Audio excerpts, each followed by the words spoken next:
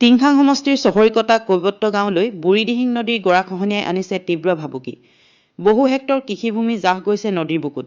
ডিব্ৰুগড় জিলাৰ টিংখাং বিধানসভা সমষ্টিৰ নখাট গাঁও পঞ্চায়তৰ অন্তৰ্গত চহৰিকটা কৈৱত্য গাঁৱলৈ বুঢ়ীদিহিং নদীৰ গৰাখহনীয়াই আনিছে তীব্ৰ ভাবুকি। উল্লেখ্য যে ইতিমধ্যে বুঢ়ীদিহিং নদীৰ বুকুত বহু হেক্টৰ কৃষিভূমি জাহ গৈছে।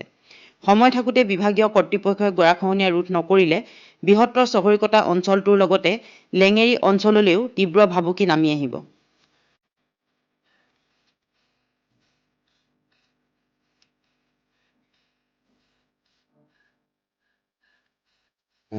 চাওক দেই,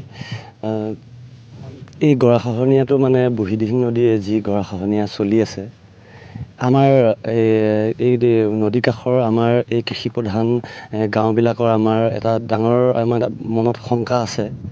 এইটোৱে শংকা আছে, মাত্ৰ আপুনি লক্ষ্য কৰক 200 মিটাৰ নহ'ব ৰিং মথাউৰিৰ কাৰণে।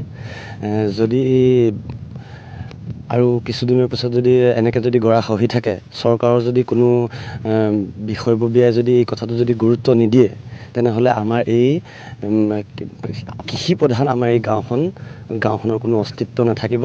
আমি সেইটো শংকা কৰি আহিছোঁ।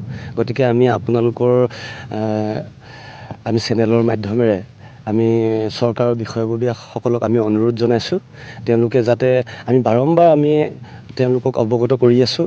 গতিকে এইবাৰো আমি অৱগত কৰিছোঁ এটা ডাঙৰ আশা লৈ, তেওঁলোকে গুৰুত্ব দিয়ক, নহ'লে আমাৰ এই ৰাইজসকলৰ একেবাৰে অৱস্থা বেয়া হৈ যাব। তেওঁলোক যেইবাৰ আহে বা তেওঁলোকক নিমন্ত্ৰণ কৰিও আমি আনিছোঁ, আনি তেওঁলোকক আমি দেখুৱাইছোঁ, তেওঁলোকে খুব ধুনীয়াকৈ কৈ থৈ যায় যে হৈ যাব, চিন্তা নকৰিব, আমি আছোঁ যেতিয়া আপোনালোকৰ কোনো বিপদ নহয়, আপোনালোকক এইবোৰ সকলো যোগাযোগ কৰি দিম বুলি কয়। কিন্তু সেইটো কয় তেওঁলোকে কেৱল মানে হিতাধিকাৰীহে সৃষ্টি কৰি থৈ যায়, কৰা নাই আজিলৈকে। হয়, আমাৰ মানে পঞ্চায়তটোৰ নাম 72 নং নখাট গাঁও পঞ্চায়ত, আৰু 72 নং নখাট গাঁও পঞ্চায়তৰ এইটো হৈছে 10 নং ৱাৰ্ড, 2 নং খলগুৰি, 10 নং ৱাৰ্ড।